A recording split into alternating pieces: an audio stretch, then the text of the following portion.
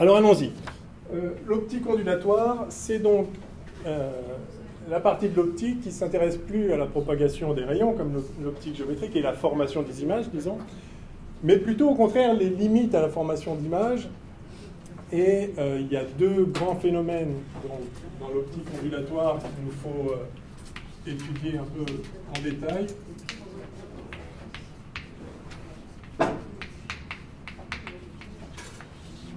Ce sont les interférences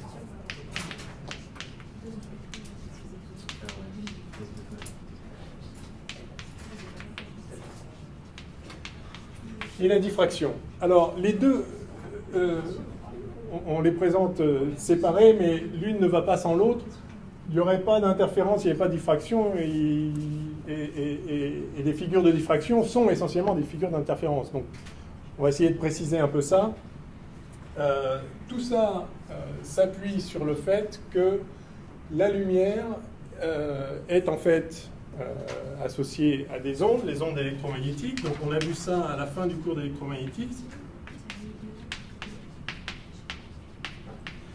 Et on va s'intéresser, pour des raisons d'ailleurs qui vont apparaître vite, à des ondes électromagnétiques monochromatiques, c'est-à-dire avec une seule pulsation, une seule fréquence, une seule longueur d'onde.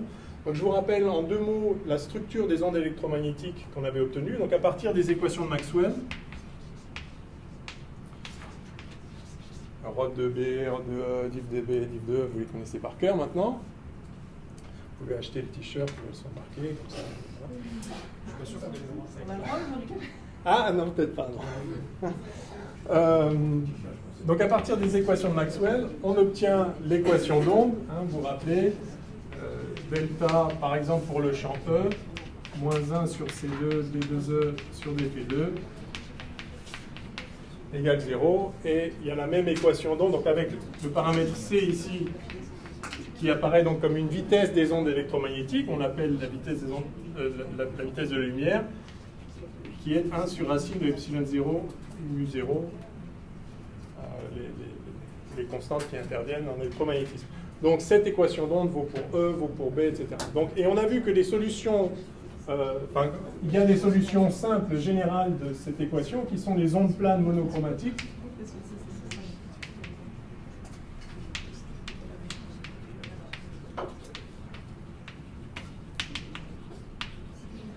Et progressives aussi d'ailleurs.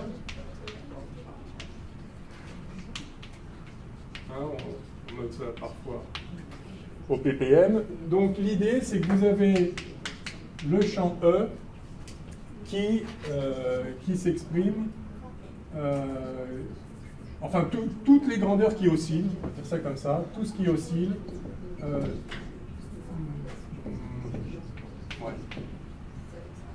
toutes les amplitudes d'échange, je ne sais pas comment, est proportionnel à E puissance. Alors en représentation complète, ou d'abord pas complète si vous voulez, on a un cos oméga t moins KR, où K est ce qu'on appelle le nombre d'ondes, et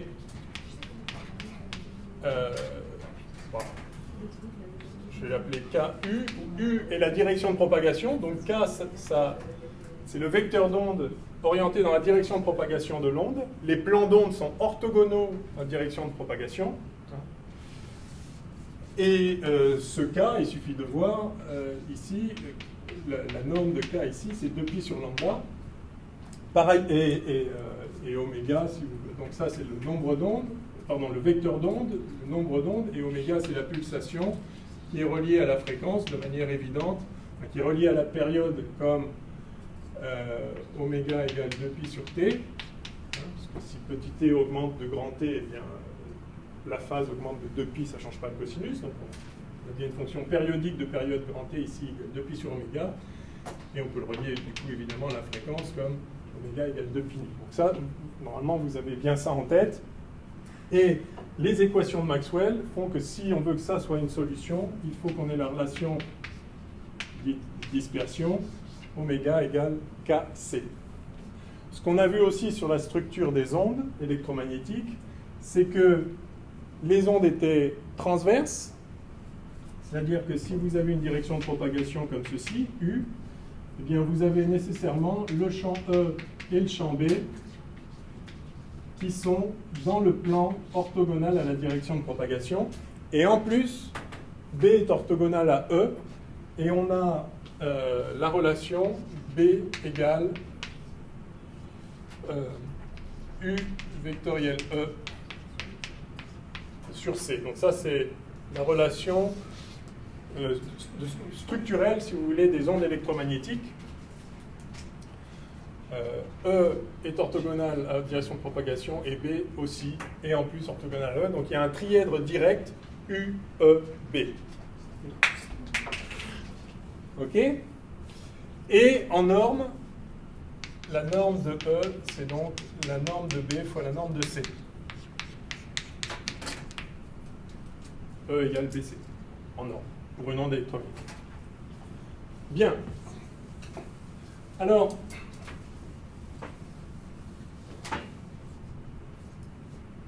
il y a encore une liberté pour les ondes, c'est que, donc, on a dit que le champ E était dans le plan orthogonal, mais où est-il? En fait, donc, il y a deux composantes du champ E. Si j'appelle ça Z, X, je vais avoir ici X et ici, enfin, je vais refaire. Si ça, c'est la direction Z, je mets la direction X et la direction Y. Je sais que E est dans ce plan-là. Donc E, c'est un certain EX, un certain EY et EZ égale 0. Si j'ai une onde plane progressive monochromatique, alors EX lui-même, c'est égal à... Donc il y a une certaine amplitude et un cosinus de oméga t moins... du coup, ça va faire KZ. Voilà, plus une certaine phase, phi x. Voilà la solution générale. Et puis pour EY, on va avoir une certaine amplitude et puis la même oscillation, mais éventuellement avec une autre phase. Et puis Z égale 0. Donc voilà l'onde électromagnétique, en fait progressive, plane, à la pulsation oméga, la plus générale. Et puis B qui est simplement ça, enfin, UZ vectoriel E sur C. D'accord ? Donc vous voyez qu'il y a deux composantes et chacune des composantes se comporte comme une onde qui du coup par définition, la composante X est toujours orientée suivant X, la composante Y est toujours suivant Y. Et donc vous pouvez avoir une superposition d'une onde avec un champ E comme ceci et d'une onde avec un champ E comme cela. Alors on appelle, donc ça c'est Y, puis ça c'est X, je sais pas comment on peut présenter, puis vous avez E qui est juste la somme des deux. Alors, on appelle onde polarisée rectilignement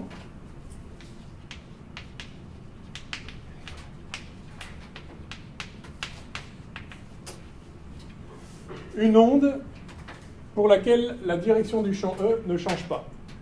Par exemple, donc par exemple EX et EY égale 0, donc E est toujours orienté suivant X, et au cours de la propagation, ben, le champ E reste toujours orienté sur X. Donc, si je fais le dessin ici,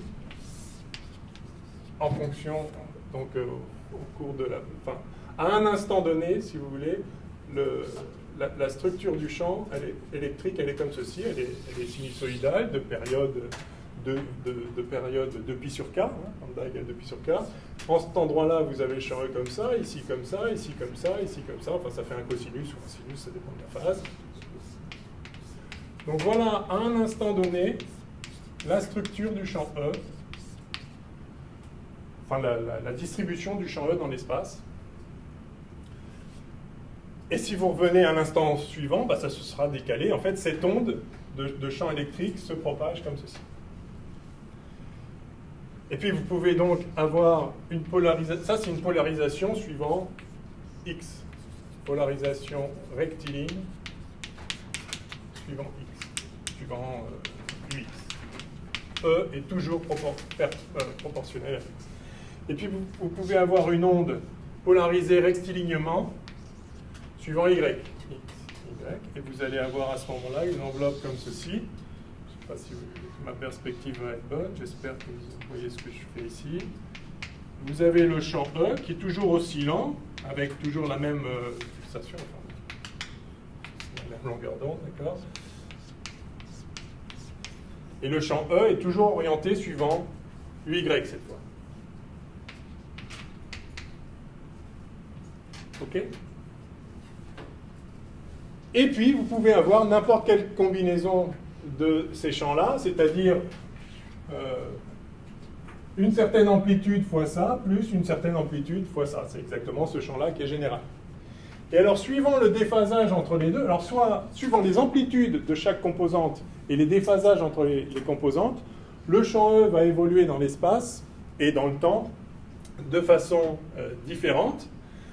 Par exemple, si vous avez la même amplitude et la même phase, c'est-à-dire que vous avez EX égale EY, ben, la somme des deux, ça va vous faire un vecteur. Si vous avez EX qui vaut Y, la somme des deux, ça va vous faire un vecteur orienté à 45 degrés comme ça, et qui va du coup, alors là je ne sais pas le dessiner, qui va être, donc le champ E va être orienté à 45 degrés, et puis il va aussi osciller comme ça, enfin, de part et d'autre, plus ou moins, comme un cosinus. Si vous mettez plus de champs suivant X et moins suivant Y, mais toujours en phase, ben, la polarisation va être toujours rectiligne, mais suivant des angles différents. Donc, vous voyez que vous pouvez former, en mélangeant des ondes polarisées X ou polarisées Y, rectilignes, vous allez obtenir, si les ondes ont la même phase, vous allez obtenir des ondes polarisées suivant la direction que vous voulez, simplement en mettant les bonnes composantes. Mais s'il n'y a pas la même phase, s'il y a un déphasage entre le maximum de X et le maximum de Y, hein, donc si ces phases-là ne sont pas égales, eh bien vous allez avoir, en fait, par exemple, si vous avez un décalage de pi sur 2, si cette phase-là, c'est ça plus pi sur 2, bah, du coup, en fait, ce cosinus, ça va être le sinus avec la même phase. Donc vous allez avoir sur la composante X, allez, E0 cos oméga t moins kz. Et puis sur la composante Y, E0 sin oméga t moins kz. D'accord? Si vous avez un décalage de pi sur 2. Si Y est en retard de pi sur 2. Alors qu'est-ce que ça fait ça? Si vous regardez dans le plan X, Y, eh bien ça c'est la description paramétrique d'un cercle. Effectivement, le vecteur E, il va tourner au cours du temps ou dans l'espace, suivant un cercle, comme ceci.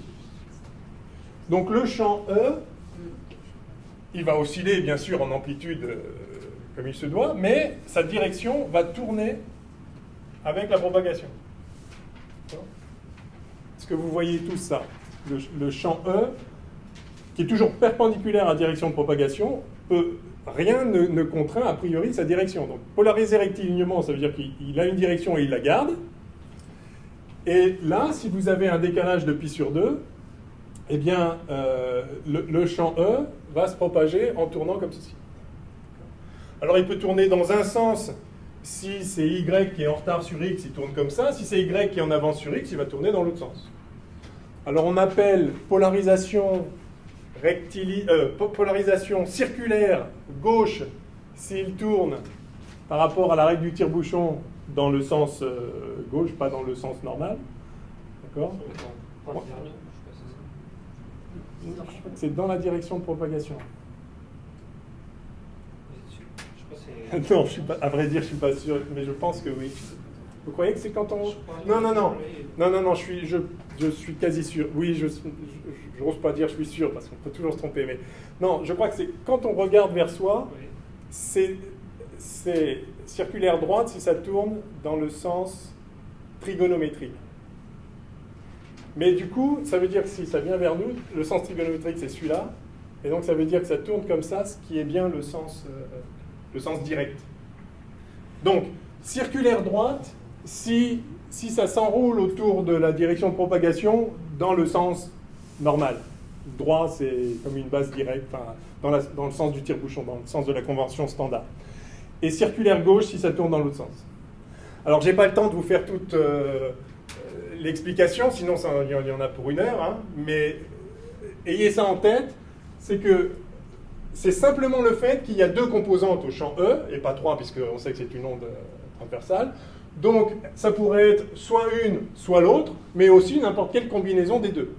Donc, quand le champ a une direction fixe, on appelle ça une polarisation rectiligne. Quand sa direction tourne, on appelle ça une polarisation, alors circulaire ou elliptique. Pourquoi elliptique? Parce que si l'amplitude ici n'est pas la même, alors ça, donc si vous avez EX qui vaut, disons, grand A cos oméga t moins kz, et EY qui vaut grand B, pas forcément la même chose, mettons sin oméga t moins kz, moins kz. Alors en fait,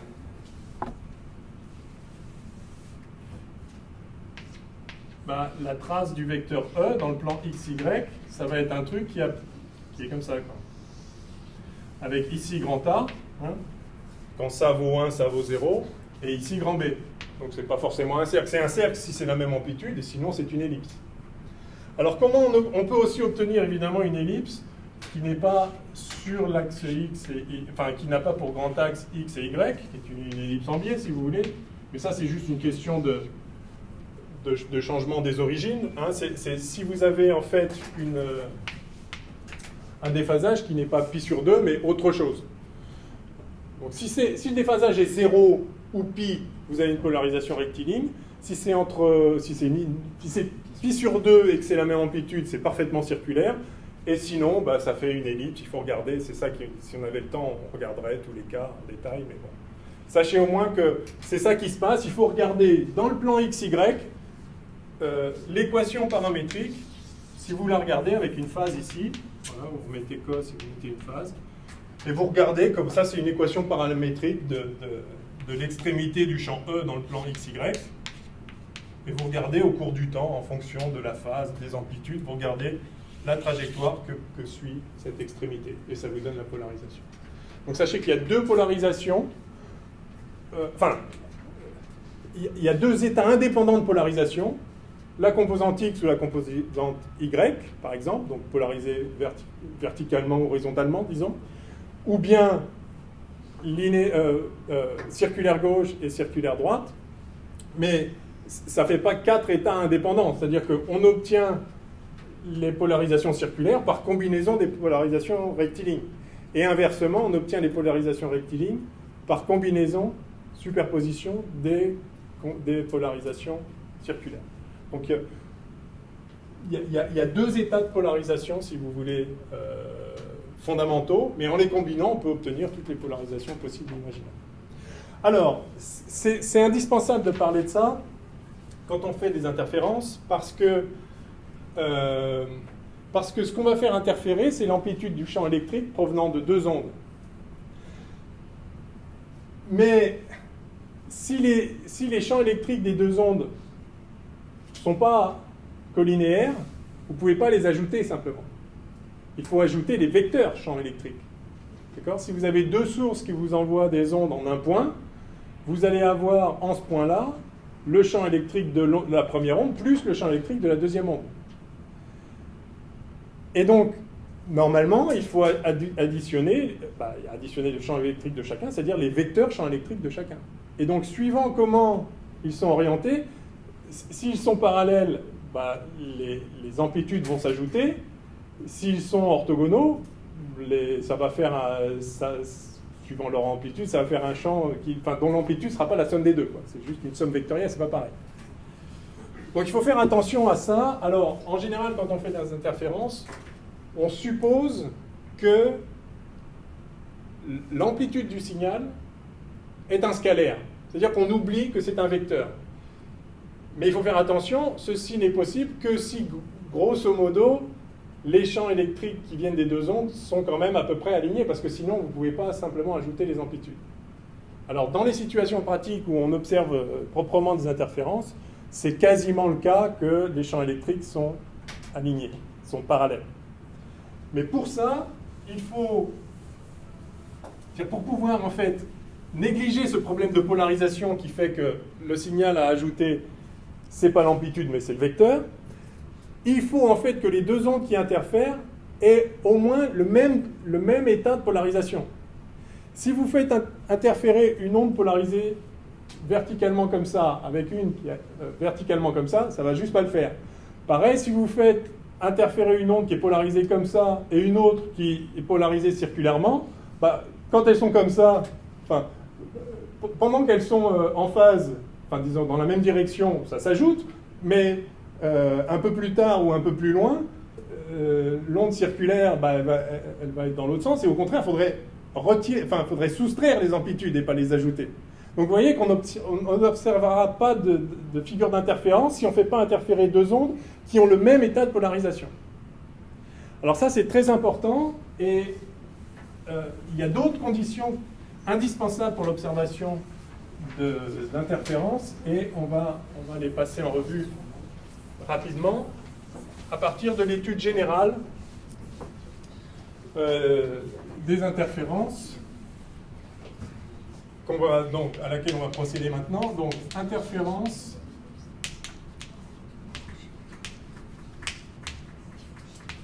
de deux grandeurs scalaires, et donc je précise bien scalaire. On va faire comme si la grandeur associée aux ondes électromagnétiques était scalaire, typiquement l'amplitude du champ électrique. Mais pour ça,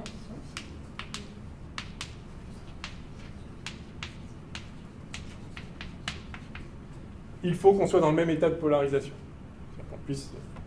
Qu'en fait, l'addition des vecteurs revienne à l'addition des amplitudes. Donc, on va avoir d'autres conditions pour ça. Alors, l'étude des interférences, c'est quelque chose de complètement général. Dès lors que vous avez des phénomènes ondulatoires, oscillants, que ce soit des ondes électromagnétiques, que ce soit des ondes sonores, que ce soit des ondes à la surface de l'eau, tout phénomène ondulatoire donne lieu à des phénomènes d'interférence. Et c'est extrêmement simple à comprendre. Donc l'idée, c'est que vous avez un premier signal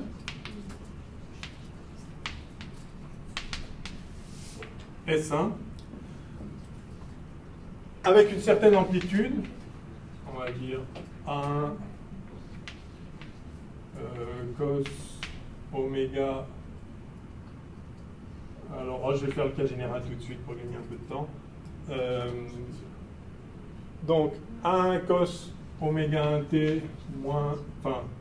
ok, en un point, je me place en un point. Voilà, plus phi1, la phase en ce point-là. Ok. Donc, phénomène oscillant à la pulsation oméga 1 avec une amplitude A1. Et donc, au cours du temps, ça. Et puis, vous avez un signal 2.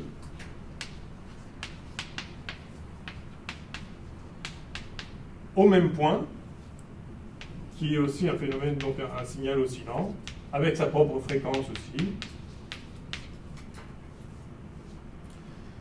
Et ce qu'on observe, c'est bien sûr, pourvu que les choses s'ajoutent, mais c'est le cas pour les champs électriques, c'est le cas pour toutes les ondes, les amplitudes s'ajoutent.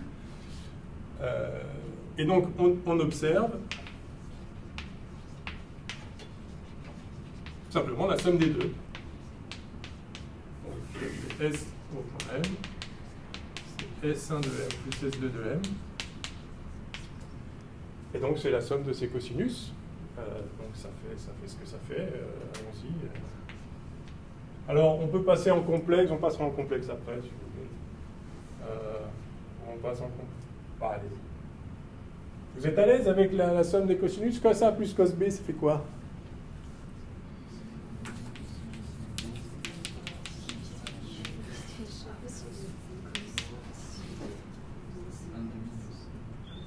Un demi de...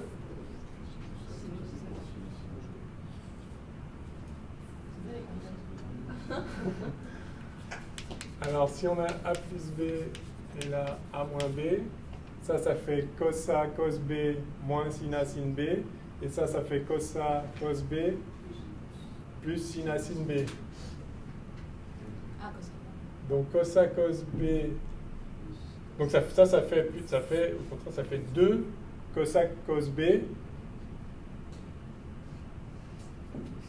Ça, c'est 2 cos A, cos B. On est d'accord? Je ne me trompe pas? Oui, non, c'est ça. Et A, c'est A plus B sur 2.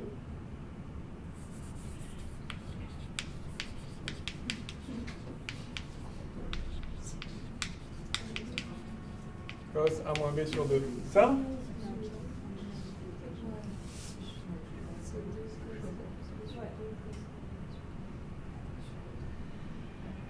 Cos A, cos B, moins sin A, sin B, plus cos A, cos B.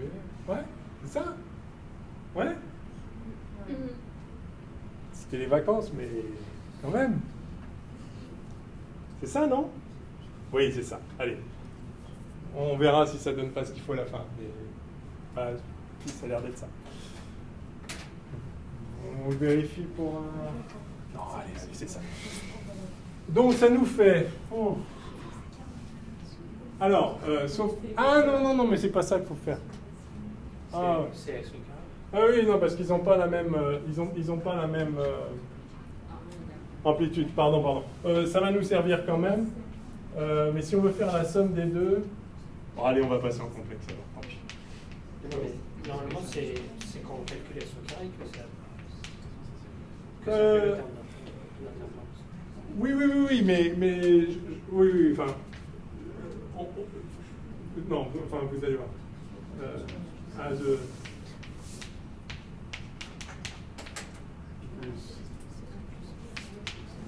Non, ce qu'il faut faire c'est en fait c'est dire que c'est égal à racine de A1 plus A2 carré. Vous savez, c'est le fameux truc là.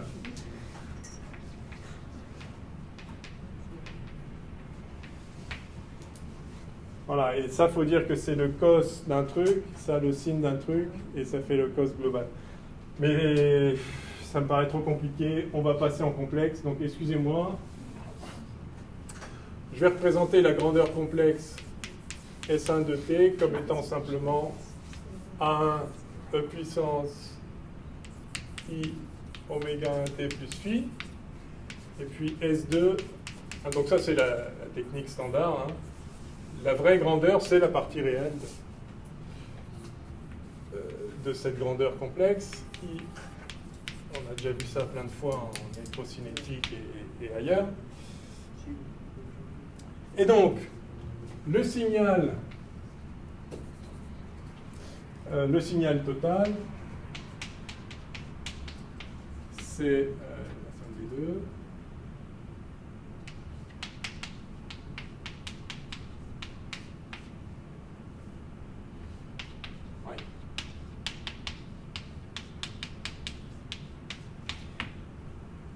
Et maintenant, effectivement, ce qu'on observe, c'est l'amplitude au carré. Alors, quand on est en complexe, l'amplitude au carré, c'est en fait le module de S au carré, c'est-à-dire S fois S étoile, où S étoile est le complexe conjugué. OK? Alors, allons-y. Ça fait quoi, ça? Ça fait donc, oublions ça, c'est beaucoup plus pratique en complexe. Alors on veut ça fois le complexe conjugué, donc ça fait je vais mettre E puissance I oméga 1t en facteur. Je vais mettre E puissance I oméga 1t en facteur si vous voulez bien. Mais sinon tant pis, je le fais quand même. Donc, puissance I phi 1 plus A2 E puissance I oméga 2 moins oméga 1t plus phi 2. D'accord? Ça c'est S. Et maintenant, je multiplie par S étoile, c'est-à-dire par le complexe conjugué de ça. C'est-à-dire E puissance moins I oméga 1t, facteur de A1 E puissance moins I phi 1, je change I en moins I, hein, plus A2 E puissance I moins oméga 2 moins oméga 1t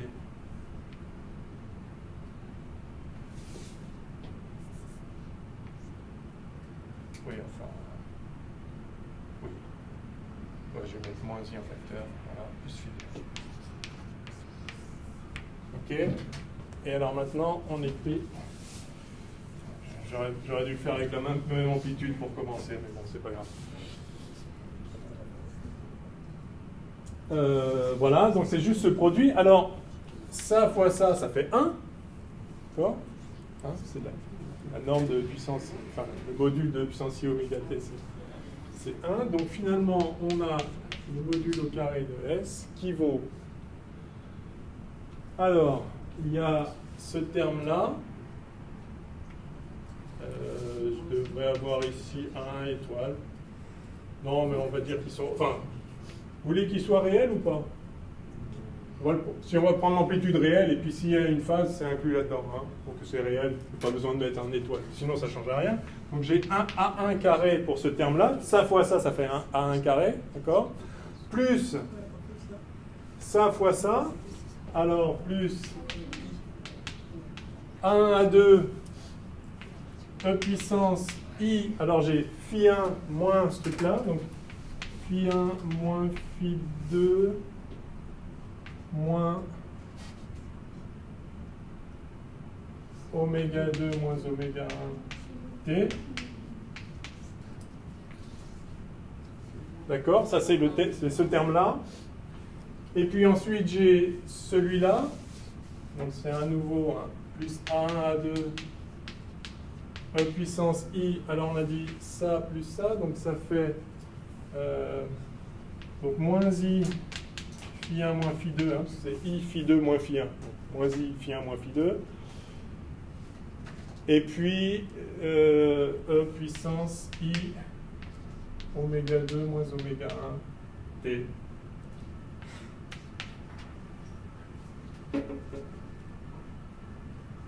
C'est ça.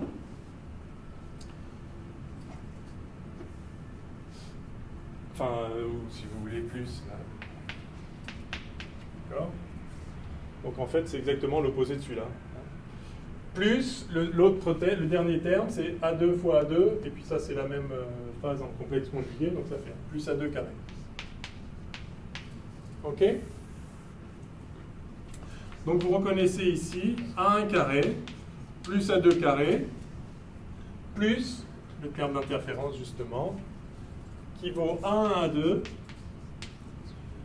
Et là, alors, là, vous avez E puissance I fois ça, plus E puissance moins I fois la même chose. Je vais le mettre en facteur comme ça. Donc, E puissance IA plus E puissance moins IA, ça fait combien, ça? Si on divisait par 2, ça ferait cos A, n'est-ce pas? Donc, ça fait 2 fois cos A. D'accord? Donc, ça, là, c'est 2 fois le cosinus de ce qu'il y a dedans. Yes? Donc, plus 2, 1, A2, cos de phi 1 moins phi 2, moins ou plus oméga 1 moins oméga 2t.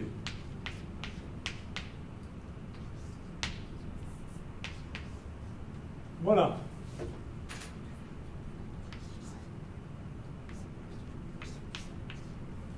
Donc le signal qu'on observe en amplitude, au carré, pardon, enfin, l'intensité. Ah oui, c'est ça, c'est comme on n'a pas eu le temps de faire le... Je ne vous ai pas montré que les ondes électromagnétiques, justement, ça contient de l'énergie. Et l'énergie, ce qu'on appelle l'éclairement. Oui, il y a tellement de choses qu'il faudrait faire. L'éclairement d'une surface, quand vous mettez de la lumière, ça peut être très intense ou peu intense, la lumière. Bon, la vraie bonne unité, ça s'appelle l'éclairement. Et c'est la puissance par unité de surface. La puissance lumineuse reçue par unité de surface. Car une onde électromagnétique, c'est porteur d'énergie. Il y a de l'énergie dans une onde électromagnétique parce que dès que vous avez un champ E et un champ B, vous avez de l'énergie. L'énergie d'une onde électromagnétique, c'est simplement voilà, la somme de l'énergie électrique et de l'énergie magnétique. Or, vous vous rappelez la densité d'énergie électrique, epsilon 0 E2 sur 2. La densité d'énergie magnétique, B2 sur 2 mu 0. Ouais. Alors, il se trouve pour une onde électromagnétique, j'aurais aimé pouvoir vous le montrer, ça tient en deux lignes. La densité d'énergie électrique et magnétique sont la même. Et donc, en fait, la somme totale, la densité d'énergie associée à une onde électromagnétique, c'est simplement epsilon 0 E2. Tout ça pour dire que, et ça se déplace à la vitesse c, si on avait pu faire le vecteur de Poynting, on verrait que cette énergie est emportée par l'onde à la vitesse c, donc ça correspond bien à ce qu'on a en tête. Peut-être on aura le temps de le faire plus tard, si on rajoute des courbes plus tard. Tout ça pour dire que l'énergie, la puissance de l'onde, et donc l'éclairement qu'on voit, est proportionnel à E carré. C'est pour ça qu'on regarde l'amplitude de l'onde. Au carré, pardon. Voilà. Mais ça, c'est un phénomène général. En fait, l'énergie associée à une onde, c'est toujours son amplitude au carré. On le voit explicitement dans le cas des ondes électromagnétiques. Bref, tout ça pour dire que l'éclairement que vous allez voir est proportionnel à ce signal-là. Alors, on reconnaît plusieurs termes ici. Je peux effacer, là, c'est bon ?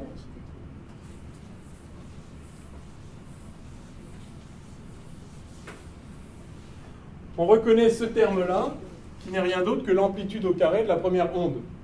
Donc ça va être l'intensité de l'onde 1. Et puis ça, c'est l'intensité de l'onde 2. Le carré de l'amplitude. Et puis, vous avez un terme en plus. C'est-à-dire que l'intensité de la lumière que vous voyez, ce n'est pas juste la somme des intensités, c'est la somme des intensités plus ce terme, qu'on appelle donc le terme d'interférence. Et alors là, donc, on voit deux choses. On voit qu'il y a un cosinus, mais on voit qu'il y a aussi une dépendance temporelle. Si oméga 1 et oméga 2 sont différents,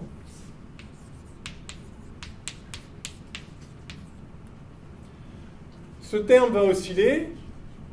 En fait, il va osciller très très vite, à moins que oméga 1 et oméga 2 soient vraiment très très proches. C'est quoi les fréquences des ondes lumineuses typiques?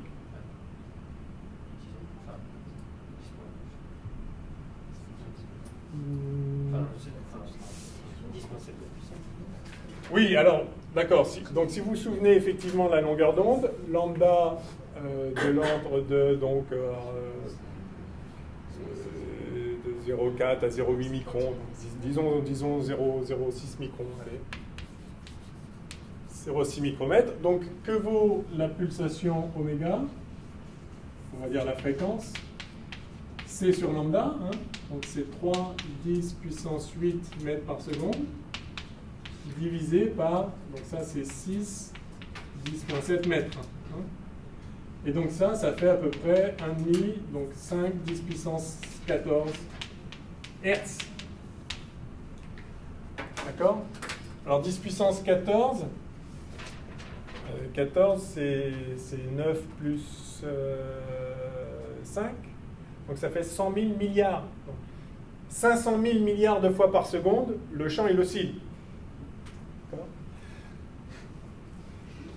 Donc, si vous faites interférer deux ondes qui ont des longueurs d'onde même infiniment voisines, si vous faites interférer celle-là et celle-là,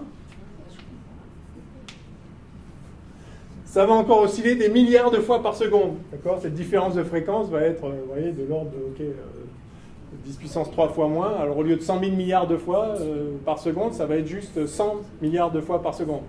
Donc 100 milliards de fois par seconde, vous allez passer par plus, moins, puis tous les trucs intermédiaires, de façon sinusoïdale. Donc, il n'y a aucune chance que vous voyez une interférence, parce que l'interférence, elle a lieu à chaque instant. Hein. À chaque instant, vous avez une certaine valeur de ce truc-là, mais ça change sans arrêt, et ça change avec une moyenne nulle. Donc, la seule façon de voir des interférences, c'est de faire interférer deux ondes qui ont la même pulsation. Si on n'a pas oméga 1 égale oméga 2, alors ce terme aussi, on ne verra jamais rien. C'est là, à chaque instant, il y a une figure d'interférence, mais elle se moyenne à 0 très très très vite. Ok ? Donc, première conclusion, si on veut faire interférer deux ondes, elles doivent avoir la même fréquence. Et donc, du coup, si elles ont la même fréquence, ce terme-là disparaît.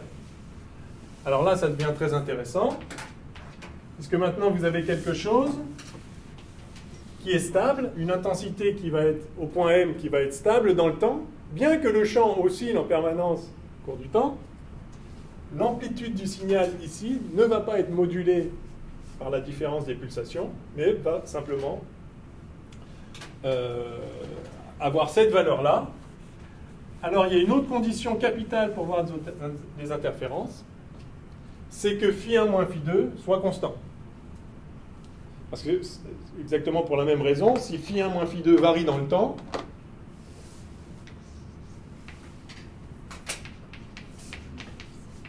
eh bien, on ne verra pas d'interférence.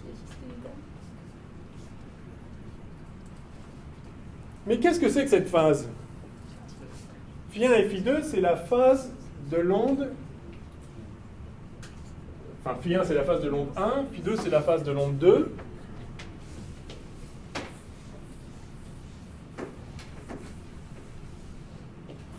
Donc, si vous avez une source 1 qui émet une onde, puis une onde 2, une source 2, alors qui émet des ondes partout dans l'espace, dans la zone d'interférence, φ2, ça va être la phase de l'onde qui vient de la source 2, φ1, c'est la phase de l'onde qui vient de la source 1. Si les sources étaient vraiment permanentes, c'est-à-dire émettaient des ondes vraiment sinusoïdales comme ceci, ben, la phase est simplement dictée par, ok, il y avait une phase au départ, enfin, il y a une phase à un certain moment, et puis il faut juste calculer de combien la phase a varié entre le point de départ et le point où vous mesurez. Ça vaut ce que ça vaut, et ça ne dépend que de la distance entre la source et le point où vous regardez. Alors c'est quoi le changement de phase entre... Bah, en fait, vous l'avez là, la phase. Bon, je l'ai effacé. On avait le signal 1 qui vaut 1 cos oméga t plus φ1. Alors ce φ1 c'est quoi? Bah, en fait c'est moins k scalaire r. Mais aussi Alors il peut y avoir une phase sur... il peut y avoir une phase à l'origine si on n'a pas pris le... Voilà. Okay. Pour le signal 2, alors ça c'est K1. Pour le signal 2, vous avez A2 cos oméga 2 moins K2 scalaire R plus φ' 0. Alors là, quand vous voyez ça, vous dites, bah, c'est bien. Si je suis toujours au même point, je regarde en un point R, K1 c'est le vecteur de l'onde, il est ce qu'il est, K2 c'est le vecteur de l'onde, il est ce qu'il est. Donc la différence de la différence de phase φ1 moins φ2, c'est ça moins ça. Et donc φ0 il est ce qu'il est une fois pour toutes, décalage au départ, φ'0 aussi. Et donc la différence de phase est toujours la même. Et donc c'est bon, on va avoir des interférences. Sauf que la lumière naturelle, et en fait toute lumière, c'est pas comme ça. La lumière, c'est pas une onde permanente, indéfinie, c'est une série de trains d'ondes qui ont une certaine durée, qui est en fait pas si grande que ça. Quand on regarde précisément comment est émise la lumière, on observe, et on trouve aussi théoriquement d'ailleurs, que quelle que soit la source de lumière, quand on dit qu'on a une onde monochromatique, on aimerait émettre ça. Mais en pratique, ce qu'on émet, alors je vais le faire, on aimerait émettre ça au cours du temps, de façon infinie. En fait, en pratique, ce qu'on émet, c'est un train d'onde, et puis un autre train d'onde,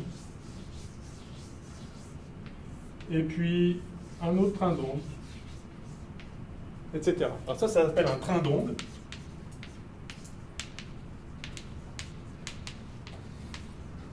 Alors c'est un peu idiot d'appeler ça train d'onde, ce serait plutôt ça le train. Ça serait plutôt un wagon d'onde, mais enfin bon, on dit un train. Donc vous avez une oscillation, un champ oscillant comme propre, à peu près à une fréquence bien fixe, etc., comme il se doit, mais seulement pendant un petit moment. Et donc, alors ça c'est au cours du temps. Évidemment, si vous présentez, tout ça se propage à la même vitesse, hein, c'est la même onde, hein, c'est la même fréquence, de toute façon la même vitesse, c'est la vitesse de la lumière. Donc tout ça se déplace dans l'espace. Mais du coup, alors le problème, c'est que la phase de cette onde-là et la phase de cette onde-là, elles sont pas reliées, c'est complètement aléatoire. D'accord ? Donc, si vous faites interférer deux trains d'onde, donc lui et lui, ça c'est S2, ça c'est S1, d'abord, lui il est peut-être parti là, puis après il est peut-être là, il était peut-être un peu plus long celui-là, et puis celui-là un tout petit peu plus court, bon, etc. En un point, vous allez avoir, à chaque instant,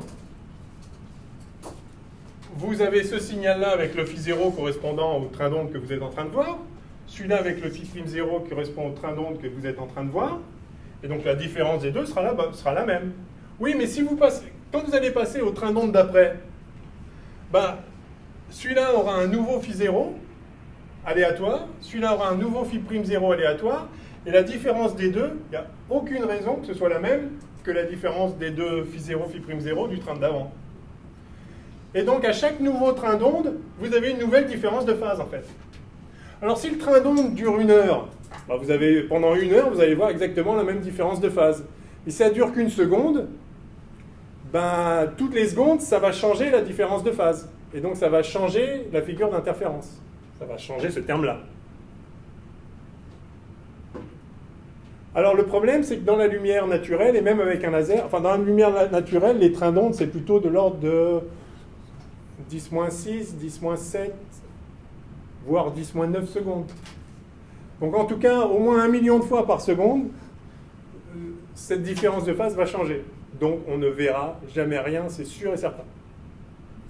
Sauf, la seule façon du coup de voir des interférences, c'est de faire interférer un même train d'onde avec lui-même. Si vous avez deux sources différentes, qui ne sont pas la même source, elles vont envoyer chacun leur train d'onde avec les phases qu'elles veulent. Toutes les 10 millionièmes de seconde, ça va être un autre train d'onde, et donc vous ne verrez jamais rien. Donc la seule façon de faire des interférences lumineuses, en vrai, c'est de prendre une source qui envoie effectivement des trains d'onde aléatoires, mais si c'est la même source que vous faites, vous séparez le faisceau puis vous le faites réinterférer, à ce moment-là, vous aurez le même train d'onde qui arrive, et donc vous aurez... Ça va changer en permanence, puisqu'à chaque nouveau train d'onde, c'est un nouveau phi'0. Mais ce sera le même ici et là, puisque ce sera le même train d'onde. Donc la différence des deux sera toujours la même, elle ne dépendra que de la position. Cette phase aléatoire du train d'onde n'aura plus aucune différence entre un signal et l'autre, parce qu'en fait, ça viendra du même signal. Alors ça s'appelle la cohérence, c'est la condition de cohérence spatiale ou temporelle.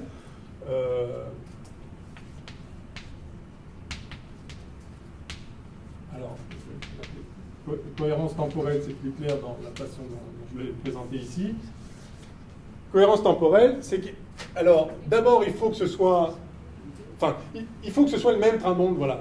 Faut que ce soit toujours le même train d'onde associé aux deux sources, ou en tout cas des trains d'onde en phase, mais la seule façon de le faire, c'est donc que ce soit le même, puisque sinon c'est aléatoire. Il faut que ce soit le même train d'onde, mais du coup, il faut que la différence entre le temps de parcours en provenance d'une source et le temps de parcours en provenance de l'autre source soit plus petit que la durée du train d'onde. Parce que même si c'est la même source qui envoie les mêmes trains d'onde,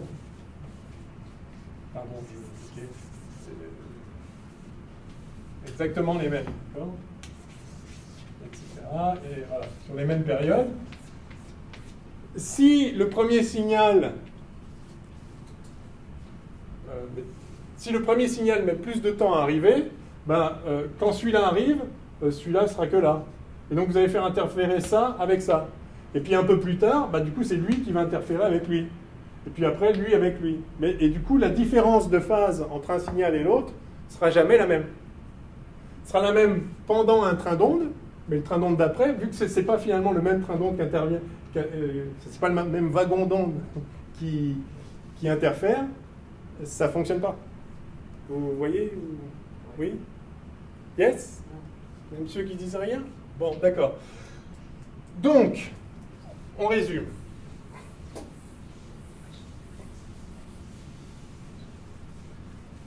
On résume.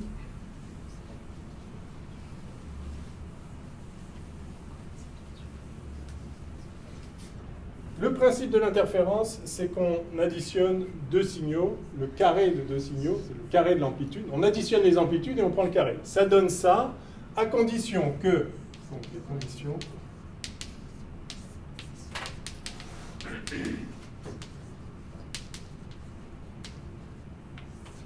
Condition, c'est que ce terme-là, c'est-à-dire la différence de phase,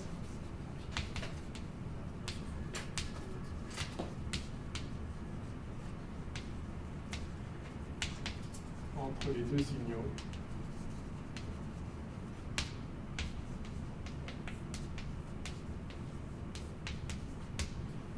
doit être constante. Et ça c'est la condition générale. Ce terme-là, phi1 moins phi2 doit être constant. Et pour ça, il faut que, premièrement, oméga 1 égale oméga 2. Deuxièmement, ce soit en fait la même source.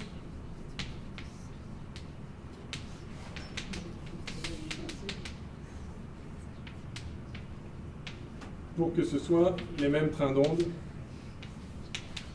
c'est-à-dire dont la phase varie aléatoirement à chaque nouveau wagon. Mais si c'est le même wagon qui interfère, tout va bien. Donc, il faut que ce soit les mêmes trains d'onde. Et troisièmement, il ne faut pas juste que ce soit les mêmes trains d'onde émis, il faut que ce soit les mêmes trains d'onde reçus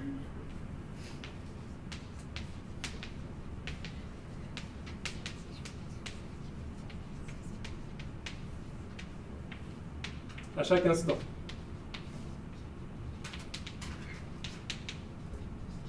Et ça veut dire que le delta t, la différence de temps de parcours entre la source et le point où on regarde,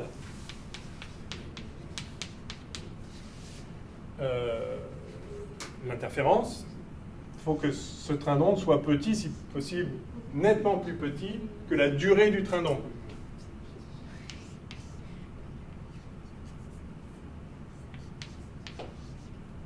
Je vais appeler ça tau c, un temps de cohérence, si vous voulez. Enfin, c'est la durée du train. Enfin, durée typique des trains d'onde. Chaque train, les trains d'onde n'ont pas tous, enfin les wagons, je ne sais pas comment dire, ne sont pas tous la même durée, mais typiquement.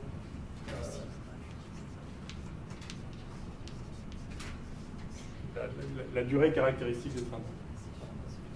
Donc ça s'appelle la cohérence temporelle.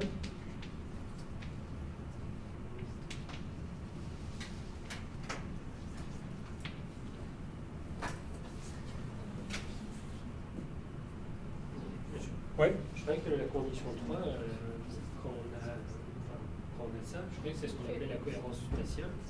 Et la condition 1, oméga 1 égale oméga 2. La cohérence temporelle. Ah bon? Non, enfin... Il y a deux cohérences spatiales. On en verra une tout à l'heure quand on fera explicitement un calcul d'interférence. Oui. Delta oméga. Par exemple, si vous faites une interférence avec des fentes qui ont une certaine largeur, en fait, vous recevez de la lumière de différents endroits qui ne sont pas en phase. Et donc, ça, c'est un élément. C'est vrai qu'on peut associer ça à une cohérence spatiale si on convertit en distance à laquelle on doit être de la source pour que ce soit le même train d'onde. Mais l'idée, c'est que ça doit être le même train d'onde qui arrive. Donc, il faut que effectivement la différence de temps de trajet soit plus petite que le temps de cohérence. Mais on peut dire aussi, du coup, la différence de temps de trajet, c'est la différence de longueur. Puisque T2, c'est L2 sur C, et T1, c'est L1 sur C. Donc ce delta T, c'est delta L sur C. Et donc effectivement, il faut que la différence de chemin, en fait de chemin optique, si jamais l'indice n'est pas toujours le même, il faut que la différence de chemin soit plus petite que la longueur physique du train d'onde du coup. Donc on peut le voir aussi comme une cohérence spatiale, mais c'est la même idée, c'est que ça doit être le même train d'onde. Mais il y a un autre aspect de cohérence spatiale si vous avez des sources qui justement qui ne sont pas tout à fait la même chose. Alors ça, on peut aussi le voir comme une cohérence temporelle, c'est-à-dire qu'il faut qu'ils tous soient, ça batte à la même pulsation, mais typiquement c'est une onde monochromatique. Alors c'est vrai que du fait des trains d'onde, du fait qu'il existe des trains d'onde, en fait, il ne peut pas y avoir une seule fréquence. Si vous faites l'analyse de Fourier de ce truc-là, vous n'avez pas juste une fréquence, parce que si vous aviez qu'une pulsation, ce serait un truc infini. Dès lors que vous restreignez le signal, il y a d'autres fréquences qui apparaissent. Et donc, en fait, si vous faites le spectre de fréquence de ça, ça va être centré un petit peu autour de la fréquence faciale. Donc, la durée du train d'onde, en fait, est reliée à la largeur spectrale. Donc, oui, il y a un lien aussi. Mais il faut faire l'étude complète en analyse de Fourier pour expliciter ce lien. Je pense que c'est un peu trop complexe pour ce qu'on fait ici. Donc, ok, pigé, même pulsation, et puis il faut que ce soit les mêmes trains d'onde. Et donc en plus, que je l'ai dit avant, ce que j'ai dit avant, mais faut que je le répète ici, ça doit être la même polarisation en fait. Et ça, c'est toujours un peu délicat, parce que sinon, on ne peut pas ajouter les amplitudes, il faut ajouter les vecteurs. Ça, c'est toujours un peu délicat, mais donc on se débrouille. Alors, ah oui, je ne l'ai pas dit, c'est qu'un train d'onde a une polarisation bien particulière. Donc si on est au sein du même train d'onde, au moins on a la même polarisation. C'est-à-dire que si elle est rectiligne, elle est rectiligne. Si elle est circulaire, elle est circulaire, mais c'est la même pendant toute la durée du train d'onde. Ça, c'est important. Et du coup, si c'est bien la même source qui envoie le même train d'onde qui est séparé en deux, etc., et qui finit par interférer, ce sera bien deux ondes qui ont la même polarisation. Donc si c'est rectiligne, les deux ondes auront le même vecteur, à condition que ce soit à peu près la même direction, et c'est là où c'est un tout petit peu délicat. Et même si ça tourne, c'est pas grave, parce que ça va tourner de la même façon, ensemble, et donc ajouter les vecteurs, ajouter les amplitudes, ce sera pareil. Donc c'est important d'avoir ça. Donc vous voyez, il y a plein de raisons pour lesquelles vous ne pourrez pas avoir d'interférence si vous ne partez pas de la même source. Alors, après, tous les exercices, tous les dispositifs d'interférence et tous les exercices associés sont simplement des déclinaisons de toujours le même principe, simplement avec des façons différentes de faire plusieurs sources, à partir d'une seule. Alors l'exemple le plus fameux, c'est les trous de Young, ou les fentes de Young. Vous avez une source, et puis vous avez un écran percé de deux trous. Là, vous avez un phénomène de diffraction important, on y reviendra, mais vous voyez qu'on ne peut pas faire d'interférence comme ça s'il n'y a pas de diffraction. Ce qui fait qu'en fait, ces trous ont l'air de se comporter comme une source. Donc vous avez une source S1, une source S2. Chacune émet des ondes sphériques, donc partout dans l'espace. Puis donc il y a un certain endroit dans l'espace où vous avez de la lumière qui vient de S1 et de S2. Donc si vous mettez un écran ici, vous allez en chaque point de l'écran, vous allez avoir la superposition d'un signal qui vient de S1 et d'un signal qui vient de S2. Mais en fait, ils viennent de la même source. Et si la différence de distance ici, ça plus tout ça moins tout ça, n'est pas trop grande par rapport à la durée du train d'onde, eh bien, vous allez en permanence avoir la même différence de phase entre le signal qui vient de 1 et le signal qui est passé par 1 et le signal qui est passé par 2. Et donc, vous allez voir des interférences. Donc, voilà une façon typique de faire interférer deux sources, mais en fait, qui viennent de la même. Alors, il y a mille autres façons de faire. J'en ai noté quelques-unes pour les avoir en tête. Je pense que vous avez déjà fait des tas d'exercices comme ça. Vous avez tous fait de l'optique géométrique, de l'optique ondulatoire avant? Non, hein? Oui. Bien. Ce serait trop facile. Alors, il y a un truc qui s'appelle les miroirs de... Donc ça, c'est les fentes de Young. Après, on va faire l'étude, hein, rassurez-vous, on va faire l'exercice. Alors, Young ou de Young, Monsieur Young. Il y a ce qu'on appelle les miroirs de Fresnel.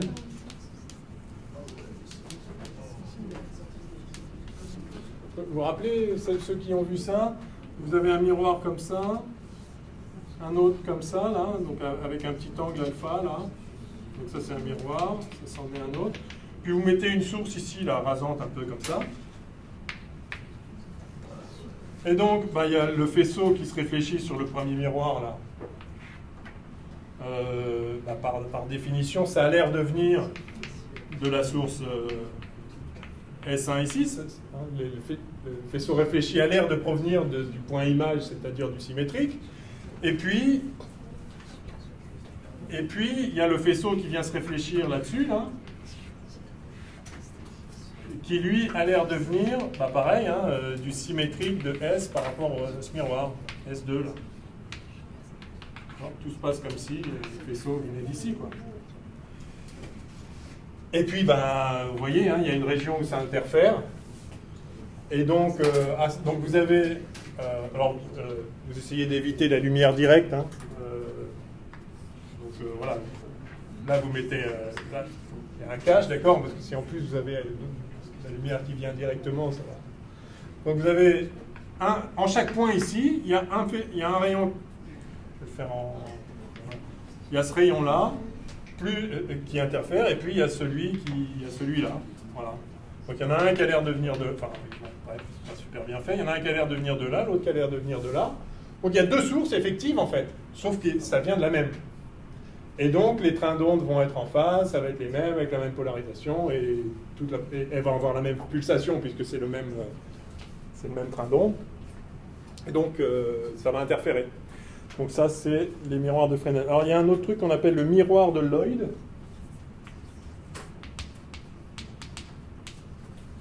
Avec 2 M.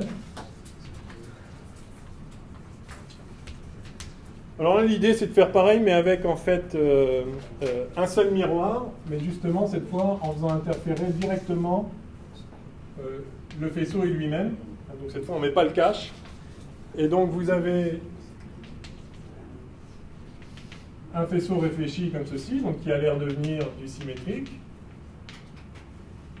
Appelé S', voilà, le faisceau réfléchi ici.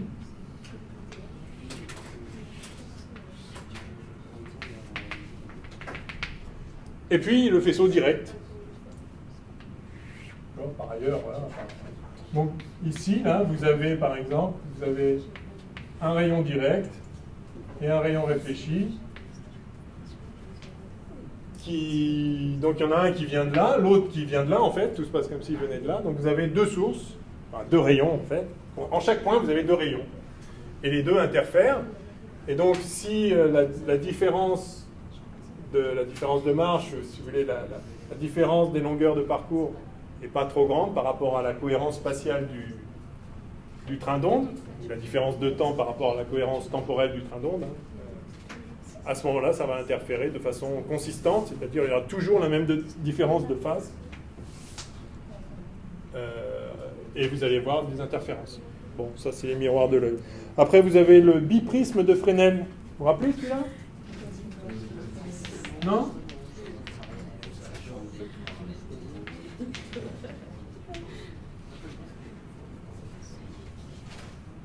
Le biprisme de Fresnel, si vous prenez deux prismes, et vous les mettez comme ça, là,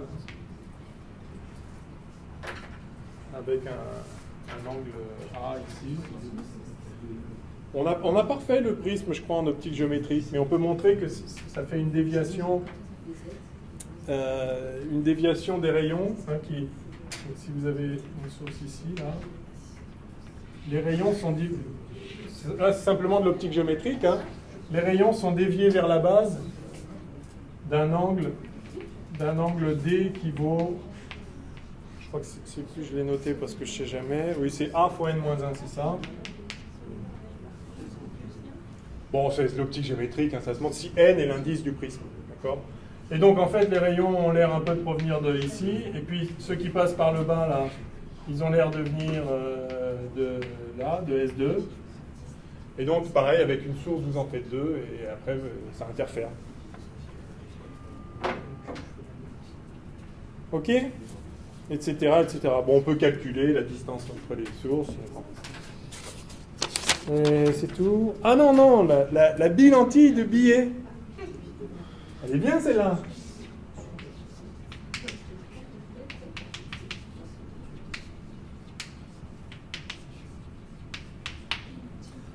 La bilentille de billets.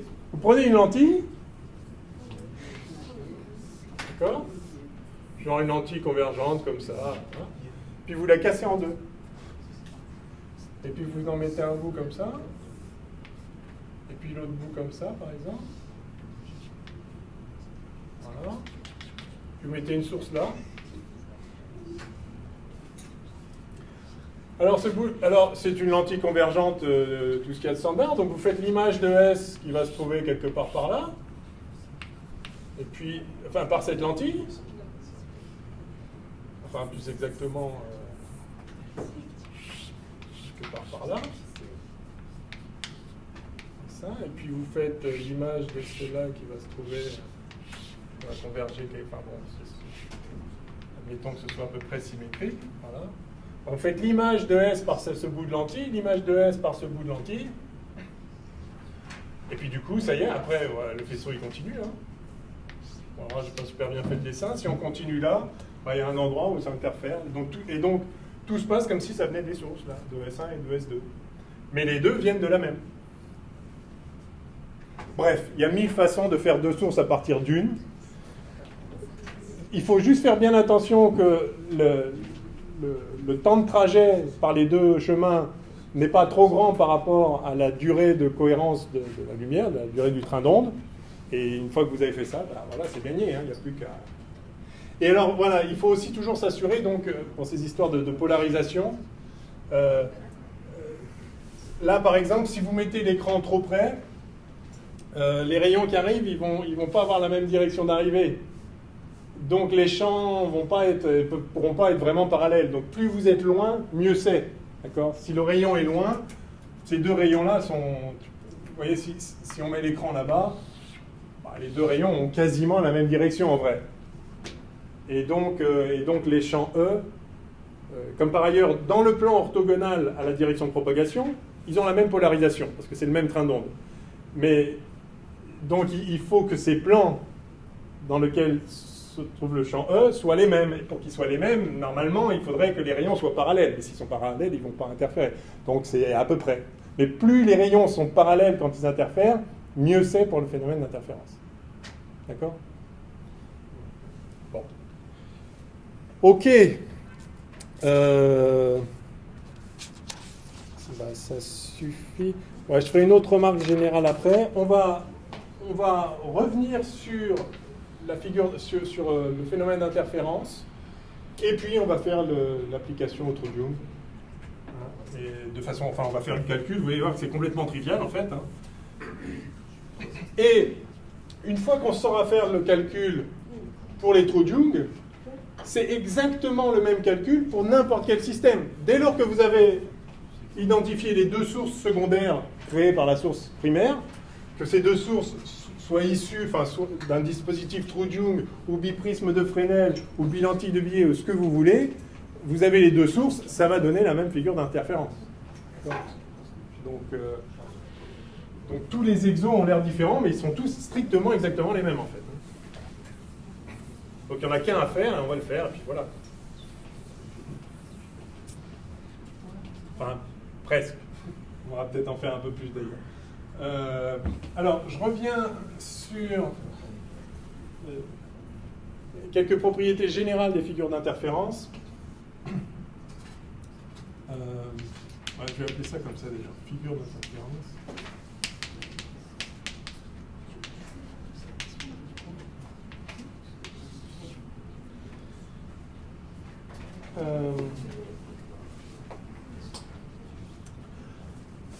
Alors, on va encore regarder des amplitudes différentes. Alors, donc, S1 égale 1 plus... Alors, oméga 1 égale oméga 2, hein, sinon ça n'interfère pas, on a vu ça déjà. Plus phi 1, S2 égale A2 cos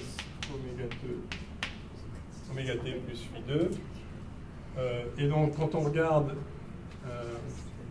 S égale S1 plus S2, et qu'on calcule S étoile en complexe, ou juste qu'on prend le carré du signal, ça va donner évidemment pareil. On obtient donc, on a dit A1 carré plus A2 carré plus 2A1 A2 cos phi 1 moins phi 2. Soit dit en passant, j'avais mis en facteur oméga t, enfin le terme de la source 1, j'avais mis en facteur le terme de la source 2 dans la dérivation, j'aurais obtenu cos de phi 2 moins phi 1, mais cos de phi 1 moins phi 2 et cos de phi 2 moins phi 1, c'est la même chose. Hein. Le cosinus, c'est une fonction paire. Donc voilà, c'est juste la différence de phase, peu importe dans quel sens. Alors, donc l'intensité est proportionnelle au carré de l'amplitude. Donc l'intensité observée, ça va être l'intensité 1 plus l'intensité 2 plus, ça c'est 2 fois la racine de I1, I2 cos phi ou cos delta phi. J'appelle delta phi le déphasage entre les deux. D'accord ?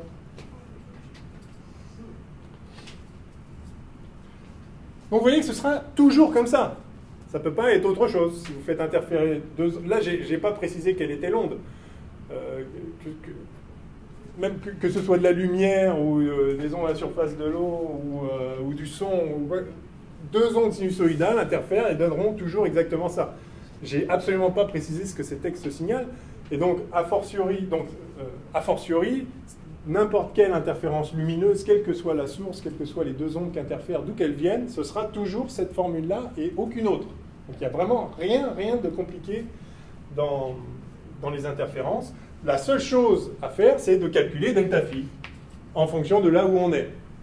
Donc il y a des endroits où delta phi vaut 0. En fait, si cos de delta phi égale 1, alors l'intensité, c'est I1 plus I2 plus 2 racines de I1, I2.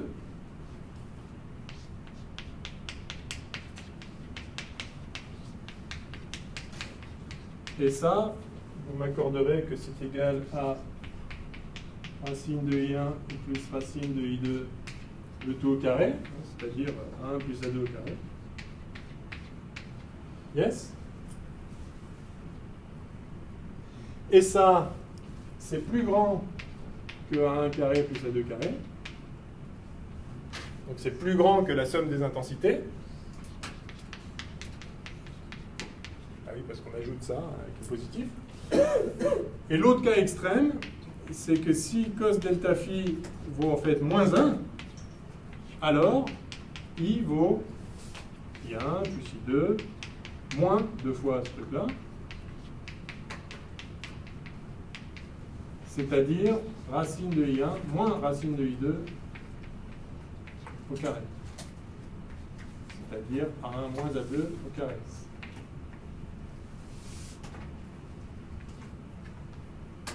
Et ça, c'est plus petit que A1 carré plus A2 carré. C'est-à-dire que I1 plus I2.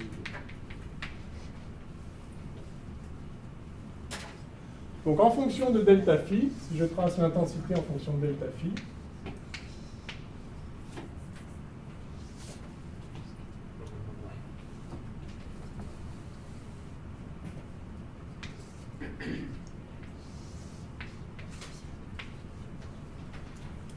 alors si delta phi vaut 0, le cos vaut 1 et on a une intensité maximale ici, je peux dire, je vais appeler max. C'est-à-dire ça. Et puis, quand delta phi vaut pi, c'est-à-dire le cos égale moins 1, on a l'intensité minimale, je vais l'appeler I min. Et puis on a un truc périodique comme ça, 2 pi, 3 pi, 4 pi. Et donc ça va osciller comme ceci.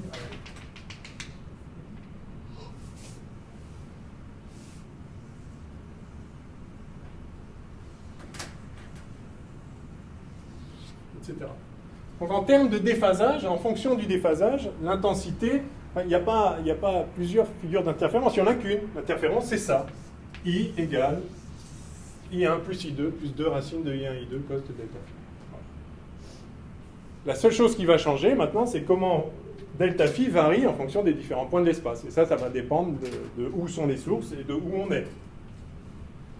Mais en fonction de delta phi, il n'y a qu'une seule figure d'interférence, elle est sinusoïdale comme ça, enfin, c'est un cos là, et ça vaut...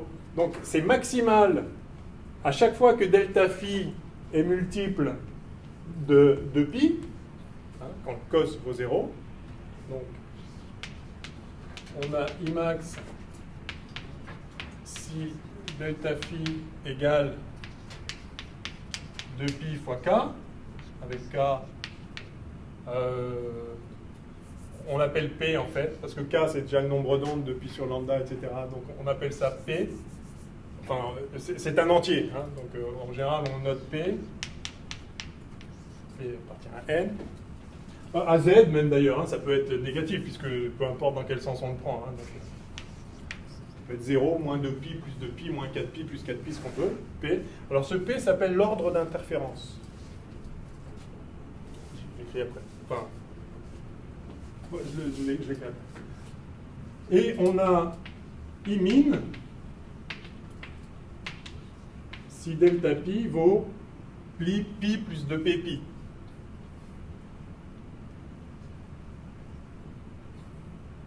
Ah. Alors, je vais continuer à noter 2pi p, mais cette fois avec P appartient à 1,5 plus Z. C'est pas très joli ça mathématiquement. On dit que P est demi-entier, c'est-à-dire que c'est un entier plus 1,5. C'est pas joli. Tout le monde dit ça, mais un demi-entier, le problème c'est que 2 c'est un demi-entier, c'est la moitié de 4. Mais on n'appelle pas ça un demi-entier parce qu'il n'y a pas le virgule 5. Donc ce qu'on appelle demi-entier, enfin, c'est exactement ça. C'est n'importe quel nombre de Z plus 1,5. Donc c'est tous les... Enfin, vous voyez ce que ça fait. Donc en fait, ce sont les multiples impairs de pi. D'accord ? Il faut que delta phi soit pi, 3pi, 5pi, ou moins 3pi, moins 5pi, tous les multiples impairs de pi. Bon. L'essentiel, c'est que vous comprendiez juste ça. Hein, c'est soit le cos vaut 1, soit le cos vaut moins 1. Voilà. Et puis après, il y a toutes les valeurs intermédiaires, évidemment. Alors, on définit le contraste comme, en gros, la différence entre l'amplitude de cette variation, quoi. Si on dit qu'il y a un fort contraste, si Imax est grand et que Imin est petit. Si Imax est quasiment égal à Imin, bah, le contraste est petit. Alors, de quoi dépend ce contraste ? Eh bien, des intensités relatives entre les sources. Alors, voilà comment on définit le contraste. On dit visibilité aussi.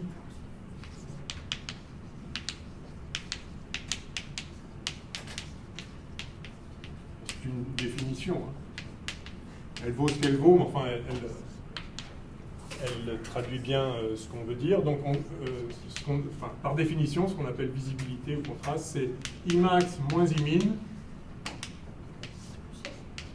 sur Imax plus Imin.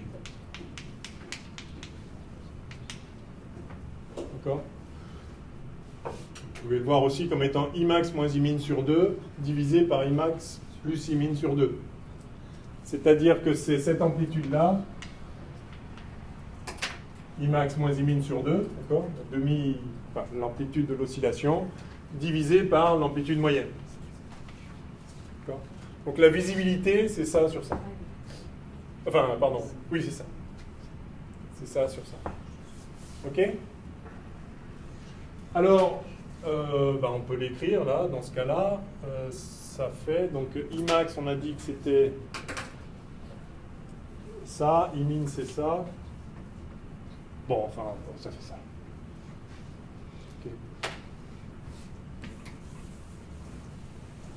Alors, on peut l'écrire juste dans le cas où I1 égale I2.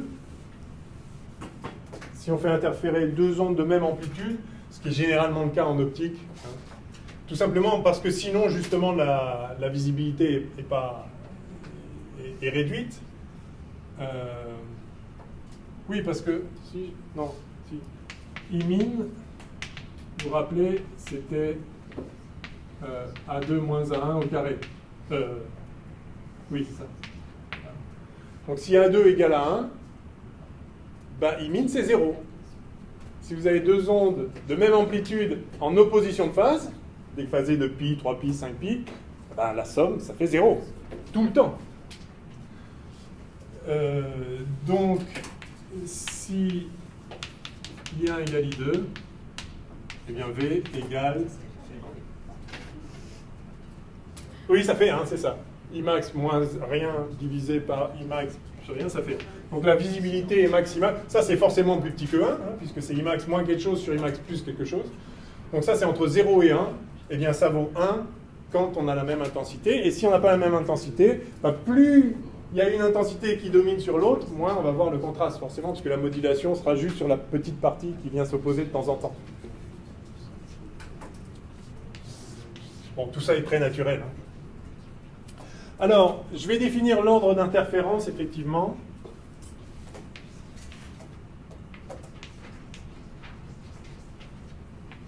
On appelle ordre d'interférence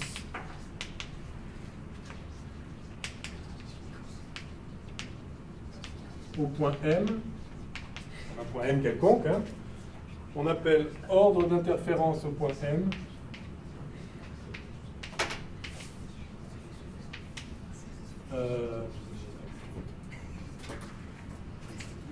la valeur de P égale delta phi au point M sur 2pi.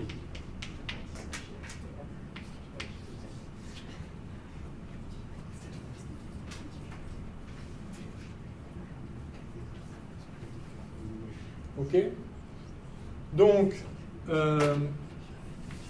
on a un maximum de lumière si P est entier et un minimum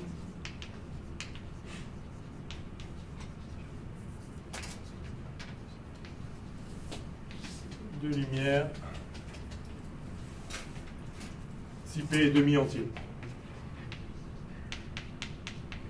Encore une fois, attention, demi-entier, ça veut dire un demi plus un entier, en fait. Ce qui n'est pas une bonne façon de dire. Okay.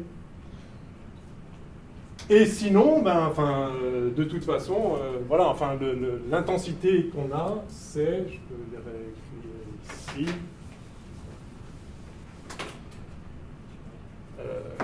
l'intensité en un point où l'ordre d'interférence c'est P, eh bien, c'est simplement bien plus I2 plus 2 cos de 2 pi P. Voilà. C'est la même formule, c'est juste qu'on appelle P delta phi sur pi sur 2pi de façon à travailler avec des entiers.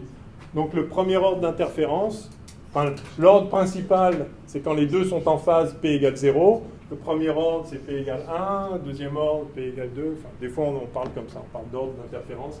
Enfin, donc c'est la définition de ce ordre d'interférence. C'est juste le déphasage divisé par 2pi. Alors, ce déphasage, on peut l'exprimer aussi en termes de différence de marche, c'est-à-dire de chemin optique parcouru. Je peux effacer quoi là? Tout? Allez.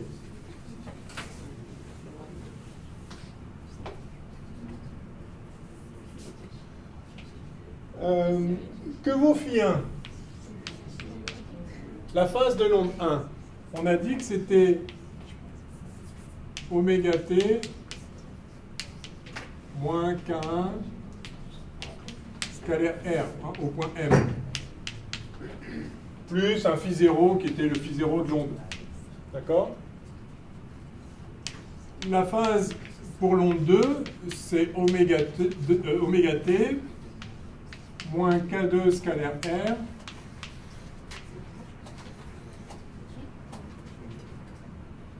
plus le même déphasage, c'est le même train d'onde. C'était ça l'idée. Hein. Et donc ce delta phi, l'un moins l'autre ou l'autre moins l'un, enfin, ça va être opposé, mais ça ne va pas changer le cosinus. Donc peu importe, disons phi2 moins phi1. Ça va être, simplement, si je fais phi2 moins phi1, ça va faire K1 moins K2 scalaire R. Non, pardon, non. Ça, c'est en supposant qu'on ait une propagation rectiligne. Mais le rayon emprunte... Voilà. Oui, ça c'est important quand même. Oui, alors excusez-moi. Ah, on le verra plus quand on... Ouais. Ça, c'est si on a une propagation rectiligne. Si vous avez un faisceau, un rayon qui fait des choses compliquées, parce qu'après tout, je voulais dans le cas général. Je pars de la source, j'en fais une source S1 et une source S2, et puis j'arrive au point M. Plus exactement, la phase phi1. Ah oui. Bon, ça c'est si c'est rectiligne. Si c'est pas rectiligne, le chemin parcouru, c'est juste des sommes de petites variations élémentaires. Mais donc la phase en ce point-là par rapport à cette phase-là, c'est juste l'intégrale de tous ces petits déphasages. Donc en fait, la différence de phase, donc si c'est rectiligne, je recommence quand même, ça fait K1 scalaire R moins K2 scalaire R. Ça fait 2pi sur lambda L1 moins 2pi sur lambda L2, la distance parcourue dans la direction L1 et L2. Enfin, K1 et K2. Donc ça fait 2pi sur lambda fois la différence de distance parcourue. Ça, c'est en rectiligne. Mais si on n'est pas en rectiligne, en fait, c'est exactement pareil. Parce que la phase chaque petit défi va être un petit dr comme ceci. Enfin, sur chaque petit dr, pardon, le long du rayon, vous avez une petite variation de phase qui est ça. Et la phase totale, ça va juste être l'intégrale de tout ça sur tout le rayon, sur tout le chemin depuis la source jusqu'au point M. Et donc, ça va rester cette expression-là en remplaçant L1. L1, ce n'est pas juste la distance en ligne droite de la source au point où on se trouve, c'est la distance parcourue le long du rayon. Et en fait, K, c'est 2pi sur lambda avec le lambda local. Si on n'est pas dans le vide, alors il y a un certain indice, n, la vitesse de la lumière est plus faible, d'accord? Et donc la longueur d'onde est plus grande. On avait vu ça ou pas? On l'a vu ensemble ou pas, ça? C'est terrible d'avoir à faire tout ce cours en 2 heures, c'est vraiment pas possible.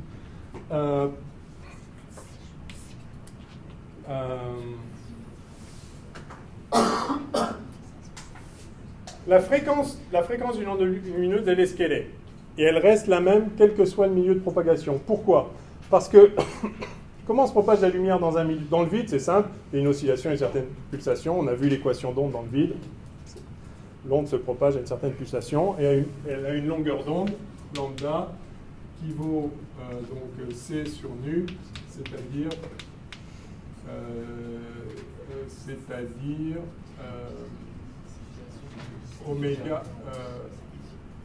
oméga c'est K fois C, donc c'est sur oui, 2pi sur K, oui, so what? Oui, 2pi sur K. Oui. Oui, enfin bon, d'accord. Ouais. Plus exactement, on a oméga qui vaut Kc, et K c'est 2pi C sur lambda. Ok? Mais, si on est dans un milieu maintenant. La vitesse de la lumière, c'est passé. C'est quoi dans un milieu la vitesse de la lumière? La vitesse de phase, allez, je vais l'écrire comme ça, je ne vais pas préciser, la vitesse c'est C sur N. Donc si vous avez la même pulsation, quelle va être la nouvelle longueur d'onde?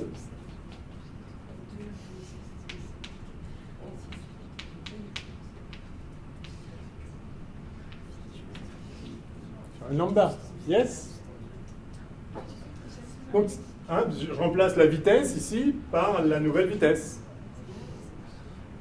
Donc vous voyez que, ça c'était dans le vide, je vais mettre lambda 0. Dans un milieu d'indice n, la longueur d'onde, c'est lambda 0 fois n.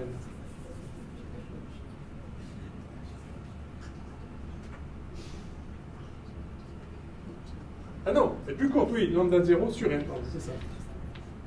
On a n lambda qui vaut lambda 0. Je crois que j'ai dit l'inverse tout à l'heure, excusez-moi. Dans un milieu, la pulsation est la même, et donc comme l'onde se déplace moins vite, pendant une période, elle a parcouru une distance plus courte, donc la longueur d'onde est plus courte. D'accord? Et effectivement, c'est ce qu'on trouve ici, pour une même pulsation, dans un milieu d'indice n, quand la vitesse n'est plus c, mais c sur n, eh bien on voit qu'en fait, le nombre d'ondes k est multiplié par n, c'est-à-dire que la longueur d'onde est divisée par n. D'accord?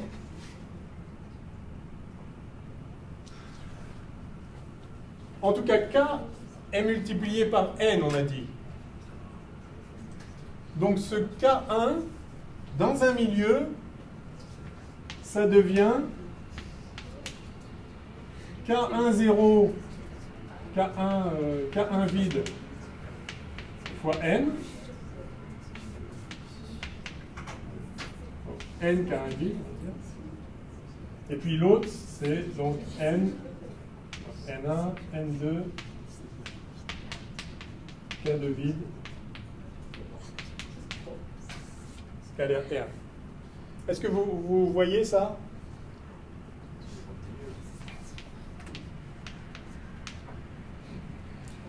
On est d'accord que la phase élémentaire pour un petit déplacement dr, la variation de phase, c'est oméga t moins k1 là où on se trouve. Et donc si on est dans un milieu d'indice n, attention, il faut prendre le k1 de l'onde dans l'indice n, enfin dans le milieu d'indice n, et plus phi 0. Et pareil pour le rayon 2. Donc la phase totale phi 1, qui est la somme des petites variations de la phase à chaque portion de la trajectoire, c'est juste la somme de ça sur le rayon. Et phi 2, c'est juste la somme de ça sur le rayon.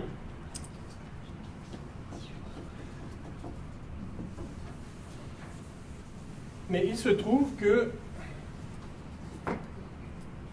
Donc vous voyez finalement alors, que vous avez phi 1 qui va être oméga t plus phi 0 moins la somme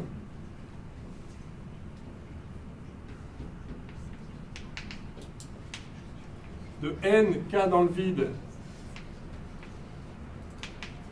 scalaire dr et phi 2 qui vaut pareil moins, donc ça c'est sur le rayon 1 et ça c'est sur le rayon 2.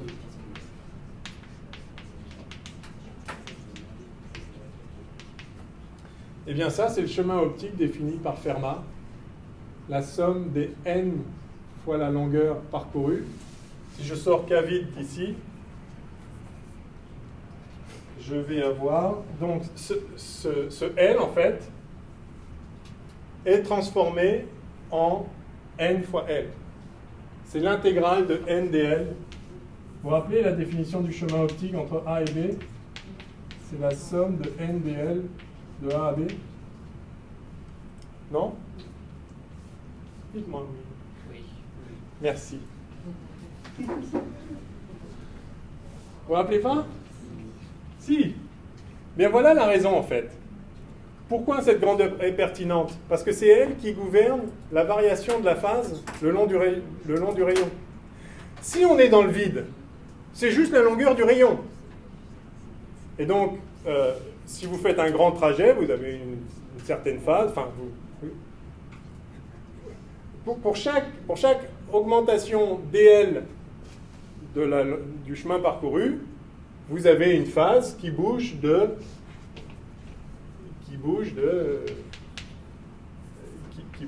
lambda sur 2pi, quoi. Enfin, oui. Pardon. Qui bouge de kdl, c'est-à-dire de 2pi dl sur lambda. En fait, c'est ça que je voudrais que vous voyiez bien. La variation de la phase, c'est k fois dl. C'est inscrit dans l'oscillation de l'onde. L'onde, la phase de l'onde, c'est oméga t moins k fois la distance.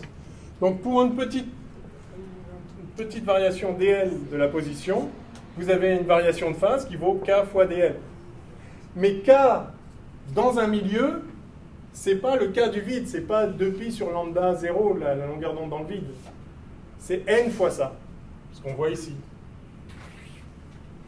Simplement parce que c'est plus la vitesse c, c'est la vitesse c sur n. Donc oméga ici, bon, c'est la même formule avec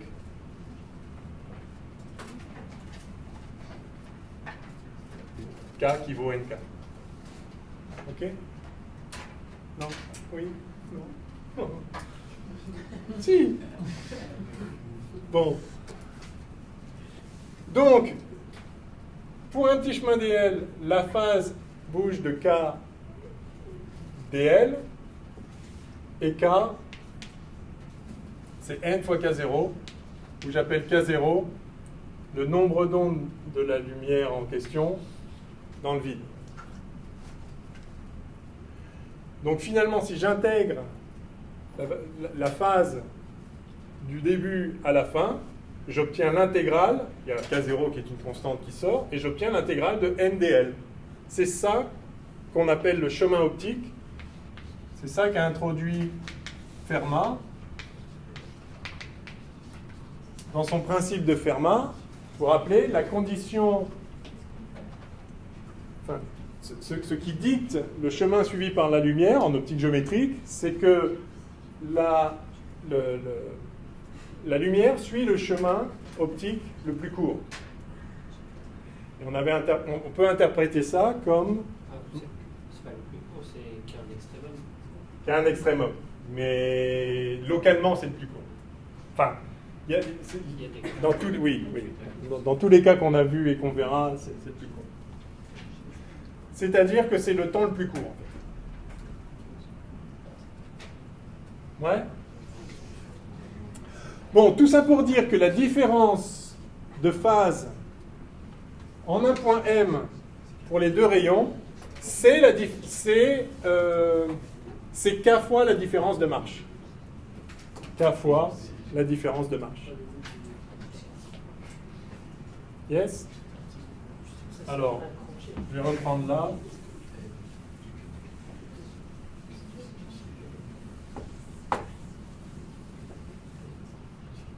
Je reprends. I, c'est I1 plus I2.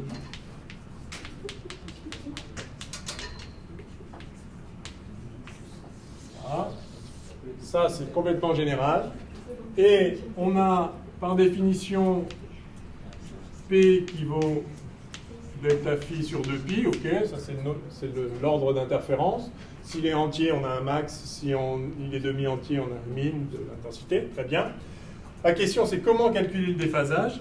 Eh bien, delta phi, c'est K, je vais noter K0 dans le vide, c'est-à-dire 2pi sur lambda 0, fois la différence de chemin optique, fois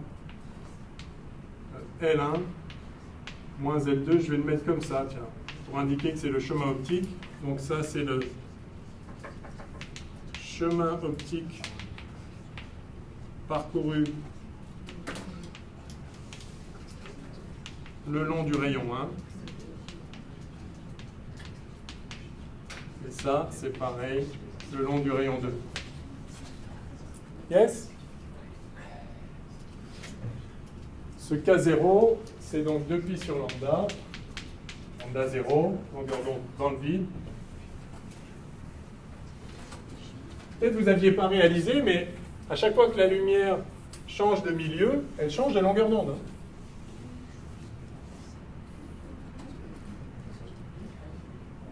Dans l'eau qui a un indice de 1,33, la longueur d'onde est divisée par 1,33.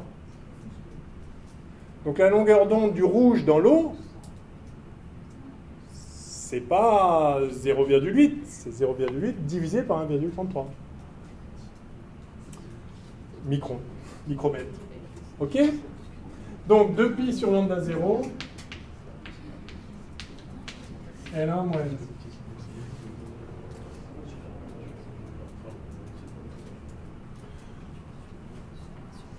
Ça, on l'appelle souvent delta et on le nomme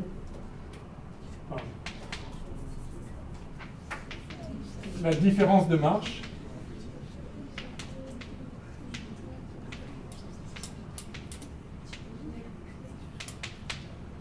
Il faut connaître ce terme, hein. La différence de marche entre les deux rayons qui viennent interférer, c'est simplement la différence de chemin optique le long d'un rayon moins le long de l'autre. Encore une fois, évidemment, le signe de delta dépend duquel on choisit en premier, mais ça ne changera pas la figure d'interférence puisque c'est le cosinus qui intervient. Donc on peut réécrire d'ailleurs cette expression comme étant I1 plus I2 plus 2 racine de I1 I2 cos de, eh bien, K delta ou de pi delta sur lambda. D'accord.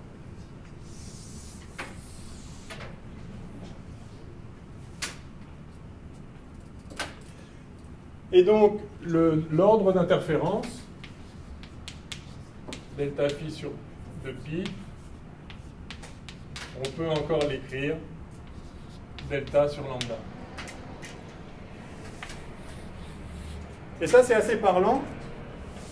Finalement, l'ordre d'interférence, c'est la différence de phase, mais en unité de 2pi, parce qu'un tour complet, c'est 2pi, ou bien c'est la différence de marche, c'est la différence de longueur entre les deux chemins, de longueur optique, il faut prendre en compte l'indice si ce n'est pas le même.